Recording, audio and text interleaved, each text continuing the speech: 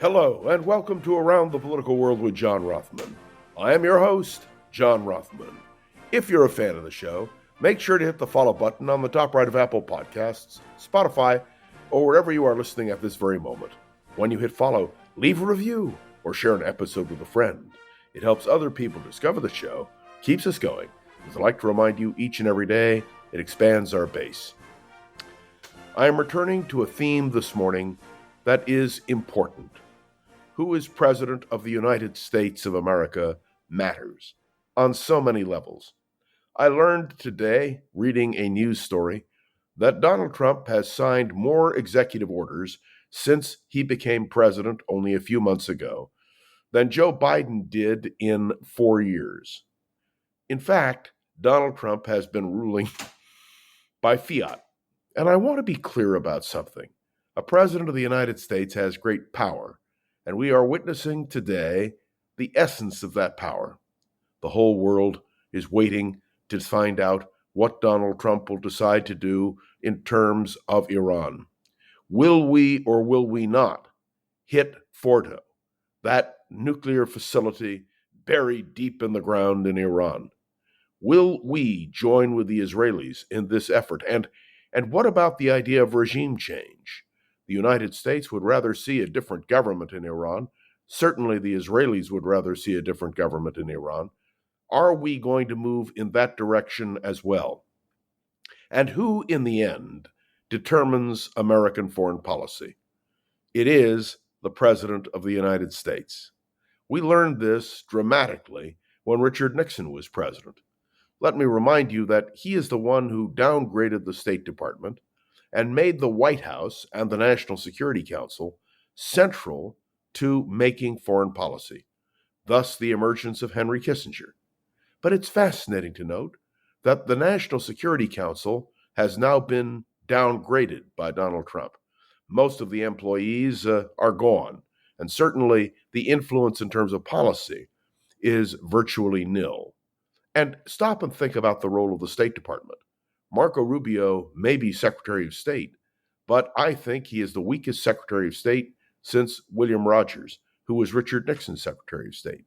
And the reason is because, of course, the president is the one who has decided he will make foreign policy. So here is the question. Who is advising Donald Trump? And he answered the question yesterday.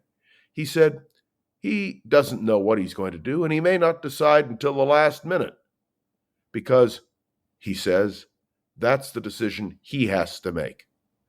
There is a reality when it comes to America and its president.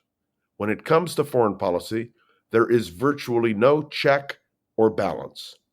It is true that Congress, in the wake of the Vietnam War, passed the War Powers Act, and it's worth remembering that the War Powers Act, as it was originally written, was designed to limit a president's ability to make war unilaterally.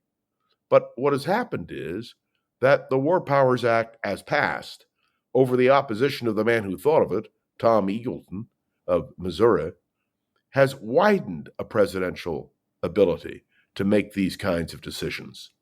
And so what we are left with, as the world waits and watches, teeters and totters, is the judgment and the will of the President of the United States.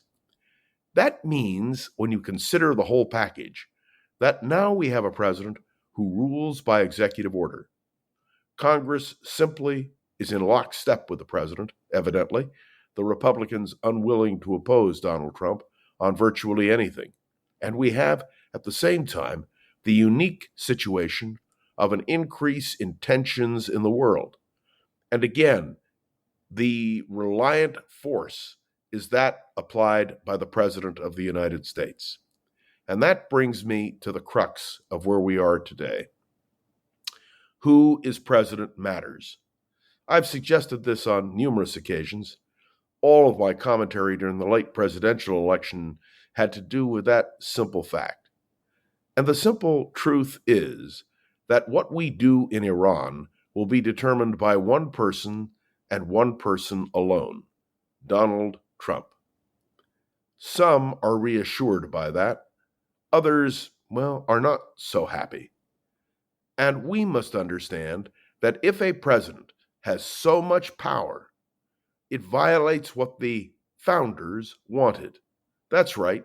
All the originalists out there who are thinking about the power of the president, remember that when the Constitution was written, it was designed to ensure that no single individual would have the kind of power that has now been amassed by Donald Trump. I say this because it goes to the heart of American democracy, who we are as a nation. Do we believe in the principle of co-equal branches of government? And I would be remiss if I didn't say a word about the Supreme Court. Remember, the judiciary is the third most powerful branch in government, as a co-equal branch. And yet we now have a Supreme Court that it appears is unwilling to challenge the President of the United States, in part because of the way the court is constituted. We know that there are liberal justices and conservative justices. Once upon a time, it worked differently. You weren't quite sure where the justices would align. And let me point out that today is Juneteenth, and it is a federal holiday. Only in recent years has Juneteenth been acknowledged as a federal holiday. That means federal offices are closed, there's no mail delivery, the stock market is closed. And Juneteenth represented a moment when we were told that we had to remember the issues that ended the Civil War, and the fact that communication has improved. After all, when the word reached Texas on June the 19th, 1865, that the war was over, but more than that, that the Emancipation Proclamation had been issued, the role of communication became even more vital to all of us. Today, we live in a world with instant communication.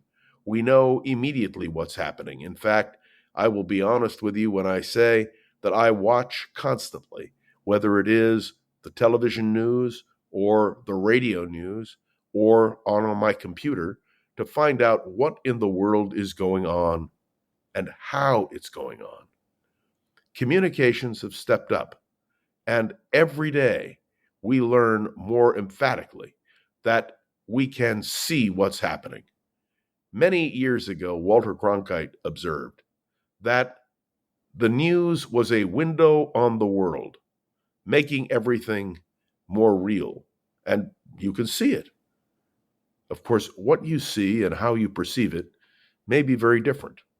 All you have to do is watch MSNBC, CNN, and Fox, the three major networks today, to understand that perspectives when it comes to news, it depends how you interpret it. And the same thing with pictures.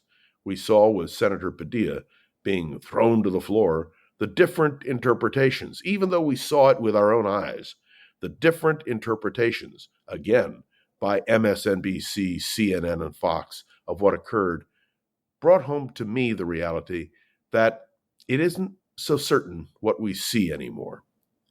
All of these issues play in. And the final decisions on many of these critical issues, whether the Congress, the court, or the presidency, are determined by what we see and what we feel. But most important is the role of the President of the United States. And so, my friends, on this Juneteenth, let's remember that what a president says, what a president does, has an impact on all of us. And now we return to watching and waiting to see what the final decision will be on American involvement in the current conflict in the Middle East. What role will we play, and how important, and what are the implications, and what will be the ramifications of American involvement?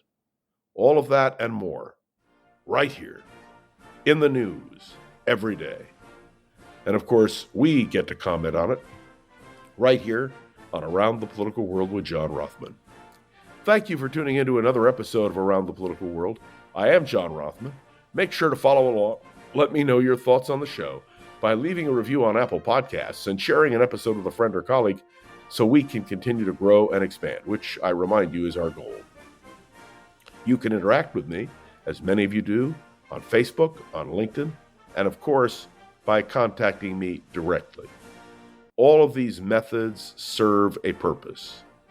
We have an opportunity to air our grievances, to air our agreements, to air our disagreements, and frankly, we all learn from those actions. And of course, my special appreciation to Gogo Zoger, the wonderful producer of this podcast. She makes sure that we are up and running every day. Gogo, have a great Juneteenth. No day off for us. And I'll be back tomorrow with Gogo right here on Around the Political World with John Rothman. See you then.